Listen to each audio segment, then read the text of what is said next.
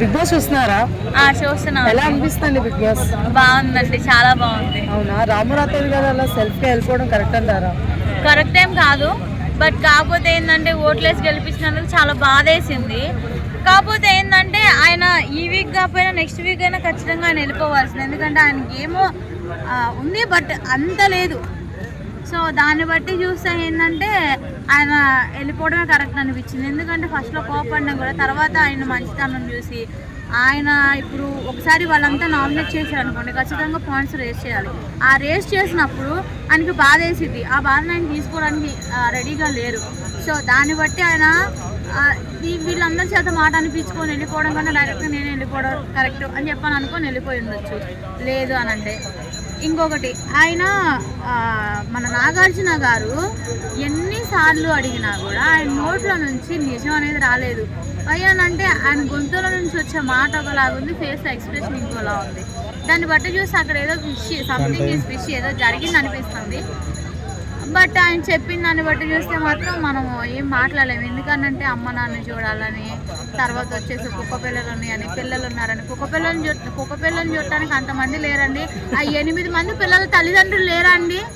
ఆ 8 మంది పిల్లల్ని ఆ తల్లిదండ్రులు చూసుకోలేరండి. ఆ 8 మంది ఒక్కొక్క ముద్ద తీసుకొచ్చి ఆ కుక్క పిల్లలకి 2 ఇటుక వేసినా కూడా 2 పూట్ల కడుపు నిండిపోయింది కదండి. జస్ట్ అదేదో కవర్ చేయడం చెప్పినట్టుంది, కానీ ఆయన కావాలని చెప్పినట్టయితే లేదు అసలు. ఓకే. సో నిన్న శ్రీనివాస్ సాయి గారు కూడా వెళ్ళినట్టారు కదా, సో అదెలా అనిపించింది? ఏముందానండి, వెళ్ళిపోవాల్సిన మనిషి హెల్ప్ చేయడం గేమ్ అవేం ఆడట్లేదు అంటున్నారు. ఏముంది ఆయన గేమ్ అంత గేమ్ లేదు, ఎక్కడ లేదు. ఎవరికి రావడమే అంటే సపోర్ట్ చేస్తున్నారు కదా తనుజ గారికి, ఇలాంటి టైంలో వెళ్ళిపోవడం అంటే సపోర్ట్ చేస్తున్నాడని కాదు. గేమ్ ఎవరైనా సరే గేమే చూస్తారు ఫస్ట్ ఆఫ్ ఆల్. సో ఆ గేమ్ ఎవరికి నచ్చినప్పుడు ఎవరైనా సరే అట్లాగే పంపించేస్తారు. అది తనుజనైనా సరే, ఇమాన్యుయల్ అయినా సరే, శుభన్ శెట్టి అయినా, వాళ్ళు ఎంత బాగా ఆడినా కూడా వన్స్ జనానికి నచ్చలేదంటే వాళ్ళు ఎట్లయినా పంపించేస్తారు. సో నెక్స్ట్ వచ్చేసి తనుజ గారు ఎందుకో పెయిడ్ ప్రమోషన్ చేపిస్తున్నారు, పిఆర్లు కానీ అందరు కానీ, మా టీవీ కానీ, లేకపోతే నాగార్జున గారు కానీ ప్రతి ఒక్కరు కూడా ఆమె కావాలని సపోర్ట్ చేస్తున్నారని చెప్పి బయట టాక్ వస్తుంది. ఇంతవరకు రూపాయి రాలేదండి తనుజ గారి దగ్గర నుంచి. వచ్చినప్పుడు చెప్తాము మాకు పెయిడ్ పర్మిషన్స్ వచ్చినాయి అని. మేమైతే ఆవిడ గురించి రాంగ్ చెప్పట్లేదు, జెన్యున్గానే చెప్తున్నాను. ఒకప్పుడు నేను వీడియోస్లోకి బ్యాక్కి వెళ్ళి చూడండి, నేను తనుజ గారిని తిట్టిన వీడియోసే ఉంటాయి. నేను లాస్ట్ సాటర్డే రోజు ఆవిడ చేసిన ఒక సాక్రిఫైస్ వల్ల ఆవిడ నాకు మంచిగా ఈ రేంజ్లో అనిపించింది. సో అందుకని ఆవిడ గురించి నేను మంచిగా చెప్తున్నాను. ఓకే. అంటే ఇప్పుడు తను గేమ్ ఆడలేదు, ఎక్కువ సపోర్ట్ తీసుకుంటుందని అది నిజమంటారా? ఇప్పుడు సపోర్టివ్ గేమ్స్లో సపోర్టే తీసుకోవాలండి. సపోర్ట్ లేనప్పుడు ఇప్పుడు రీతు గారు మాత్రం వెళ్ళి ప్రతి ఒక్కరిని అడగట్టలేదా? తర్వాత వచ్చేసి ఈవిడ ప్రతి ఒక్కరిని అడుగుతానే ఉంది.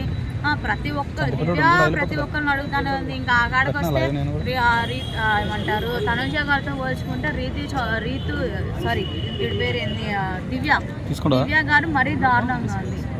తనుజను ఓడించాలని చెప్పని ఇంకో మనిషితో చేతులు కలిపేది ఏంటండి, ఎన్నుకోటు పొడిచేది ఏంటండి? అది కరెక్ట్ అయిన పనే కాదు అసలు. ఇప్పుడు రాత్రి జరిగిన గొడవని నిద్రపోయిన తర్వాత తెల్లారిపాటికి మర్చిపోవాలి, ఓకేనా?